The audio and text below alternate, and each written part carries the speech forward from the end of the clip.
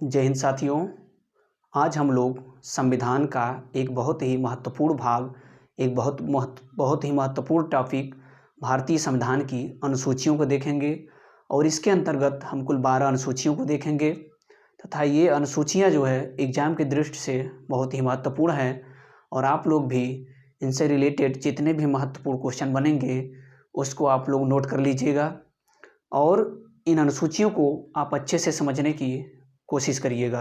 तो आइए देखते हैं और कम से कम समय में इनको जो है निपटाने की कोशिश करते हैं। तो हमारी पहली अनुसूची है, इसमें भारतीय संघ के 28 राज्य एवं 8 केंद्र शासित प्रदेशों का उल्लेख किया गया है। यानी हमारी जो प्रथम अनुसूची है इसमें भारतीय संघ के कुल 28 राज्य तथा 8 केंद्र शासित प्रदेशों का उल्लेख किया गया है। अब बात ये होती है कि भारत में वर्तमान में कुल कितने राज्य और कुल कितने केंद्र शासित प्रदेश हैं। तो भारत में पहले कुल 29 राज्य थे, लेकिन वर्तमान में अब 28 राज्य हैं। क्योंकि जम्मू कश्मीर को राज्य से हटा करके उसे केंद्र शासित प्रदेश का दर्जा दे दिया गया। इस तरह से भारत में कुल अब वर्तमान में 28 राज्य हैं। अब बात करते हैं केंद्र शासित प्रदेश की। तो भारत में पहले जो है कुल 7 केंद्र शासित प्रदेश थे, लेकिन जम्मू कश्मीर और लद्दाख नामक 2 नए केंद्र शासित प्रदेश बनाए गए, जिसकी वजह से इनकी संख्या जो है 9 हो गई थी। और उसके बाद जो है दादर नगर हवेली तथा दमन और दीव को एक में जोड़ दिया गया है, इसके वजह से इनकी संख्या 8 हो गई। पहले केंद्र शासित प्रदेश 7 थे और 2 नए केंद्र शासित प्रदेश जोड़े गए, जम्मू कश्मीर तथा लद्दाख को, तो 9 हो गए। और जब इनको दादर नगर हवेली तथा दमन और दीव को जब एक में जोड़ दिया गया तो इनकी संख्या कितनी हो गई? 8 हो गई। तो इस प्रकार से हमारी पहली अनुसूची में कुल 28 राज्य और 8 केंद्र शासित प्रदेशों का उल्लेख किया गया है। यदि पूछे कि वर्तमान में भारत में कुल कितने राज्य और कुल कितने केंद्र शासित प्रदेश हैं, तो आप बताइएगा कि भारत में वर्तमान में 28 राज्य और 8 केंद्र शासित प्रदेश हैं। इतना समझ में आया होगा। आगे देखते हैं, हमारी दूसरी अनुसूची है, इसमें विभिन्न पदाधिकारियों के वेतन, भत्ते एवं पेंशन का उल्लेख है। विभिन्न पदाधिकारियों के वेतन, भत्ते एवं पेंशन का उल्लेख है। यानी हमारी दूसरी अनुसूची क्या है कि इसमें जो विभिन्न अधिकारी हैं उनके वेतन, भत्ते एवं पेंशन का उल्लेख किया गया है। तो इसको हम कैसे समझेंगे कि जैसे आप कहीं पर काम करने के लिए जाते हैं तो आप सबसे पहले वेतन की बात करते हैं कि हमको वेतन कितना मिलेगा। तो हमको इसी प्रकार से दूसरी अनुसूची में समझना है कि दूसरी अनुसूची में पहले वेतन, भत्ते और पेंशन की बात की गई है। अब इसमें विभिन्न पदाधिकारी हैं कौन? तो विभिन्न पदाधिकारियों में भारत का राष्ट्रपति, उपराष्ट्रपति, भारत का राज्यपाल, लोकसभा अध्यक्ष, उपाध्यक्ष, राज्यसभा के सभापति, उपसभापति, उसी तरह से विधानसभा के अध्यक्ष, विधानसभा के सभापति, उपसभापति और विधान परिषद के अध्यक्ष, उपाध्यक्ष, भारत के नियंत्रक, महालेखा परीक्षक तथा उच्चतम न्यायालय तथा उच्च न्यायालय के न्यायाधीश आदि सभी विभिन्न पदाधिकारियों के वेतन, भत्ते एवं पेंशन का उल्लेख है। इतना भी आपको समझ में आया होगा। पहली अनुसूची में हमने देखा कि इसमें भारतीय संघ के 28 राज्य और 8 केंद्र शासित प्रदेशों का उल्लेख है। दूसरी अनुसूची में देखा कि हमने विभिन्न पदाधिकारियों के वेतन, भत्ते एवं पेंशन का उल्लेख किया गया है। इतना समझ में आ गया और विभिन्न पदाधिकारियों के बारे में हमने आपको बता दिया। अब देखते हैं तीसरी अनुसूची में। तीसरी अनुसूची क्या है कि इसमें उन्हीं पदाधिकारियों के पद ग्रहण के समय ली जाने वाली शपथ का उल्लेख है। किसका उल्लेख है? शपथ का उल्लेख है। यानी हमने जो दूसरी अनुसूची में विभिन्न अधिकारियों की बात की थी, तीसरी अनुसूची में भी उन्हीं विभिन्न पदाधिकारियों के पद ग्रहण के समय ली जाने वाली शपथ का उल्लेख है। इसको कैसे समझेंगे कि दूसरी अनुसूची में हमने पहले काम करने के लिए गया तो पहले वेतन और भत्ते के बारे में बात कर लिया, कितना वेतन मिलेगा, फिर हम उसको ज्वाइन कर लिए तो फिर जो हमको एक शपथ लेना पड़ा। तो तीसरी अनुसूची में क्या हमारा? शपथ है।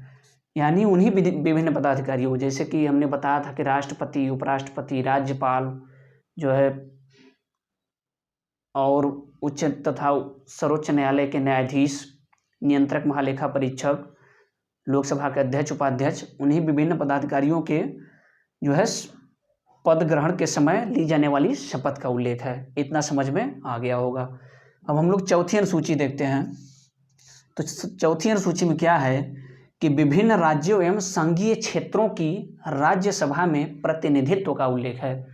यानी जो विभिन्न राज्यों तथा संघीय क्षेत्रों की राज्यसभा में, यानी हमारे राज्यसभा में जो विभिन्न राज्य हैं तथा जो केंद्र शासित प्रदेश हैं उनका जो है प्रतिनिधित्व का उल्लेख है। यानी राज्यसभा में विभिन्न राज्यों और केंद्र शासित प्रदेशों का क्या प्रतिनिधित्व है राज्यसभा में, इनका उल्लेख जो है वह चौथी अनुसूची में किया गया है।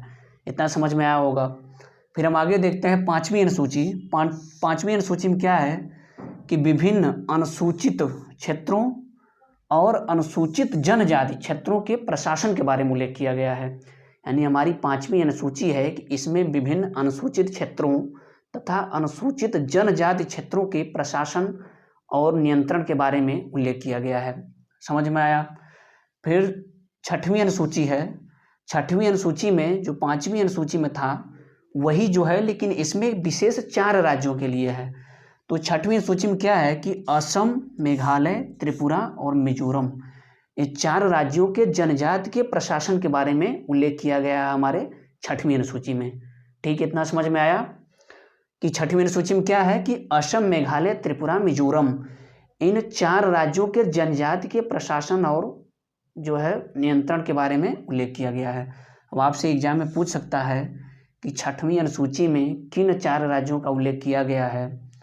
तो हमारा 4 राज्य हैं असम, मेघालय, त्रिपुरा और मिजोरम। इसको आप जो है अच्छे प्रकार से याद रखेंगे। या तो इस तरह से भी क्वेश्चन पूछ सकता है कि छठवीं अनुसूची में इन जो 4 राज्यों का उल्लेख किया गया है उनमें से कौन सा राज्य नहीं है। 3 ऑप्शन इसमें से दे देगा और एक ऑप्शन कोई अलग राज्य का दे देगा और इस तरह से आपसे प्रश्न पूछ लेगा। इतना समझ में आ गया कि छठवीं अनुसूची में विशेष रूप से 4 राज्यों असम, मेघालय, त्रिपुरा और मिजोरम के जनजाति के प्रशासन और नियंत्रण के बारे में उल्लेख किया गया है।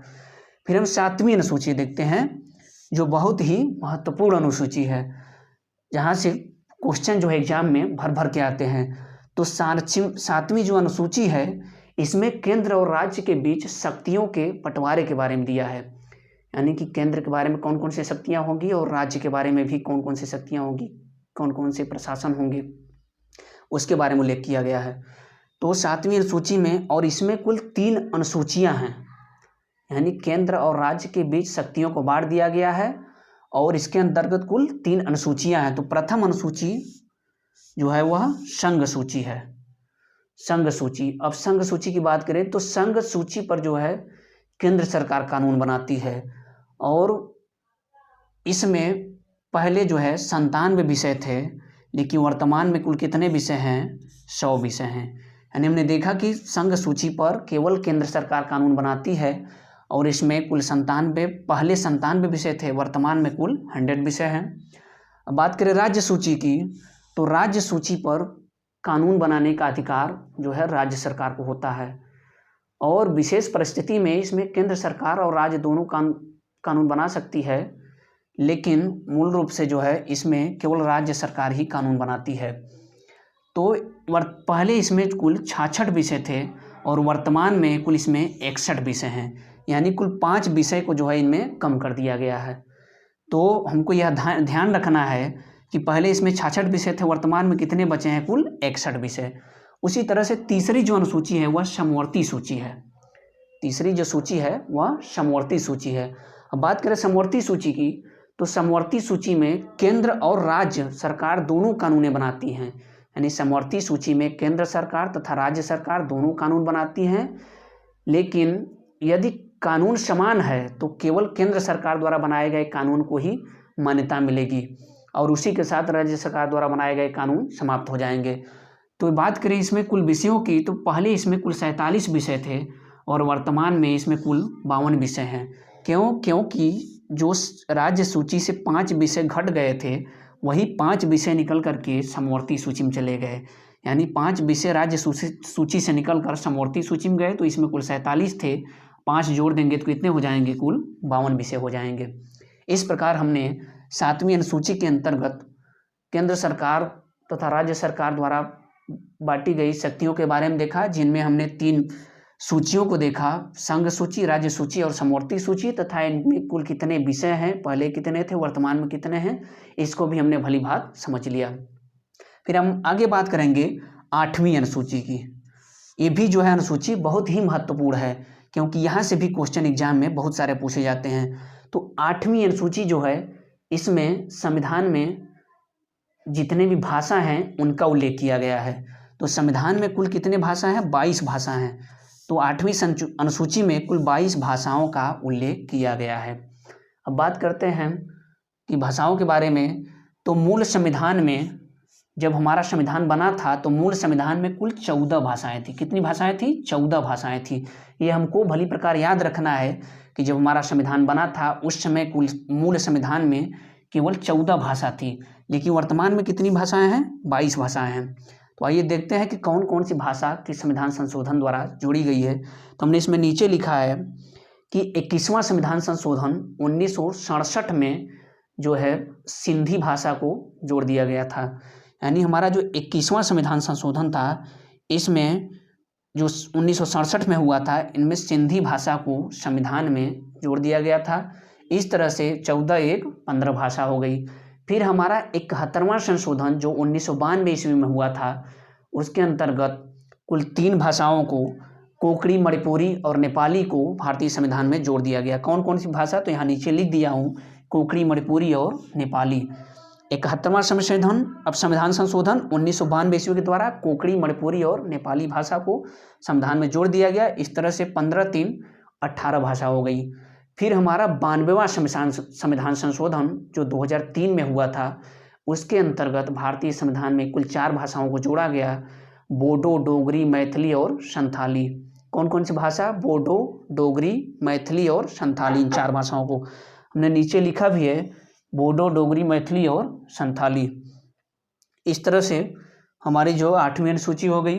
फिर हम 9वीं अनुसूची देखेंगे। तो 9वीं अनुसूची जो है, यह प्रथम संविधान संशोधन 1991 के द्वारा जोड़ी गई थी और इसमें राज्य द्वारा संपत्ति के अधिग्रहण की विधियों का उल्लेख किया गया है। तो ये एग्जाम की दृष्टि से ज़्यादा महत्वपूर्ण नहीं है, इसको हमको केवल इतना देखना है कि प्रथम अनुसूची जो है 9वीं अनुसूची प्रथम संविधान संशोधन द्वारा 1951 में जोड़ी गई थी। फिर 10वीं अनुसूची की बात करें तो यह 92वां संविधान संशोधन, 52वां संविधान संशोधन 1985 ईस्वी के द्वारा जोड़ी गई थी और यह दल बदल से संबंधित प्रावधान किया गया है। तो ये हमको ध्यान रखना है कि 10वीं अनुसूची में जो है दल बदल से संबंधित प्रावधान है। फिर हमारी 11वीं अनुसूची और 12वीं दोनों ही बहुत महत्वपूर्ण है।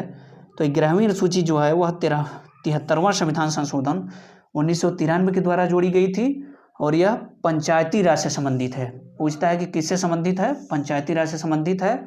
और इसमें कुल जो है पंचायती राज को कार्य करने के लिए 29 विषय प्रदान किए गए हैं। कुल कितने विषय हैं? 29 विषय हैं। ये हमको ध्यान रखना है। हम इसको याद कैसे रखेंगे कि 11वीं अनुसूची, तो 9 और 2 और 9 जोड़ देंगे तो कितना हो जाएगा? 11। तो 11वीं अनुसूची में कितने विषय हैं? कुल 29 विषय हैं और पंचायती राज से संबंधित है। फिर उसी तरह से हमारी 12वीं अनुसूची और लास्ट अनुसूची है, यह 74वें संविधान संशोधन द्वारा 1993 ईस्वी में ही जोड़ी गई थी। इसमें स्थानीय स्वशासन संस्थाओं को कार्य करने के लिए कुल 18 विषय प्रदान किए गए हैं। यानी इसमें स्थानीय स्वशासन से संबंधित है और इसमें कुल कितने विषय हैं? 18 विषय हैं। तो इस तरह से हमारी यह 12वीं अनुसूची थी। हमको यहाँ पर ज़्यादा ध्यान देना है कि 11वीं अनुसूची में कुल 29 विषय हैं और 12वीं अनुसूची में 18 विषय हैं।